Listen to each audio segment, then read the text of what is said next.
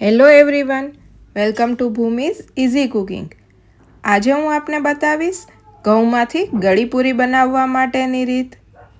ગમે ત્યારે ખાવાની મજા જ પડે તેવી આ ગળીપૂરી ઘરે જ એકદમ સરળતાથી કઈ રીતે બને તેના માટે આ વિડીયોને છેલ્લે સુધી અચૂક જોજો। ગળીપૂરી બનાવવા માટે સૌપ્રથમ એક વાસણની અંદર ગોળ લીધેલો છે।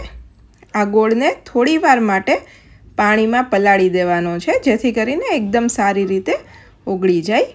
આ રીતે ગોળને પાણીમાં પલાળી દીધેલો છે। થોડી વાર પલાળ્યા પછી તમે જોઈ શકો છો કે ગોળ એકદમ જ સારી રીતે પાણીમાં ઓગળી ગયો છે। તો હવે તેમાંથી લોટ તૈયાર કરવાનો છે। સૌપ્રથમ ઘઉંનો ઝીણો લોટ લીધેલો છે, ત્યારબાદ તેમાં તેલનું મોણ ઉમેરેલું છે। મુઠ્ઠી પડતું થાય મોણ તેટલું ઉમેરવાનું છે। ઘઉંના ઝીણા લોટની અંદર તેલ ઉમેરી તેને હળવા હાથથી મિક્સ કરી દો। એકદમ મુઠ્ઠી પડતું થાય તેટલું મોણ ઉમેરવાનું છે।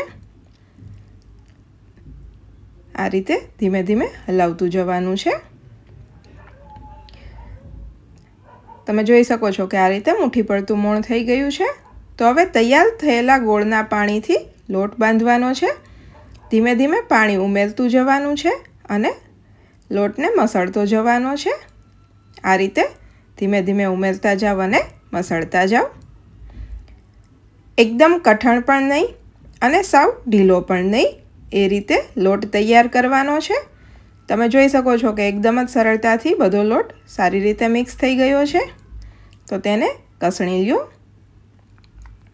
આ રીતે લોટ તૈયાર કરવાનો છે, વધારે ઢીલો પણ નહીં અને કઠણ પણ નહીં। હવે તૈયાર થયેલા લોટમાંથી પૂરી વણી લેવાની છે। ત્યારબાદ તેને તળવા માટે એક પેનની અંદર તેલ ગરમ કરવા માટે મૂકો। તેલ ગરમ થાય એટલે મીડિયમ આંચ પર પૂરીને તળી લેવાની છે।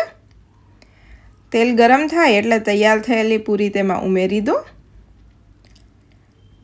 હવે આ પૂરીને લાઇટ બ્રાઉન કલરની થાય ત્યાં સુધી તેલમાં તળવાની છે। તો તમે જોઈ શકો છો કે પૂરી લાઇટ બ્રાઉન કલરની થઈ ગઈ છે। તો આ રીતે તેને તળી લેવાની છે। તો તૈયાર છે ઘઉંના લોટમાંથી એકદમ ટેસ્ટી એવી આ ગળીપૂરી। તમે પણ ઘરે એકવાર બનાવજો। તેનો ટેસ્ટ તમને કેવો લાગે છે તે મને કમેન્ટ બોક્સમાં અચૂકથી જણાવજો। વિડીયોને લાઈક કરજો, તમારા ફ્રેન્ડ્સ, ફેમિલી મેમ્બર્સ અને રિલેટિવ્સ સાથે શેર કરજો અને ભૂમિઝ ઇઝી કુકિંગ ચેનલને સબસ્ક્રાઈબ કરજો। Thank you for watching my video. ફરી મળીશું નવા એક વિડીયો સાથે। એન્જોય।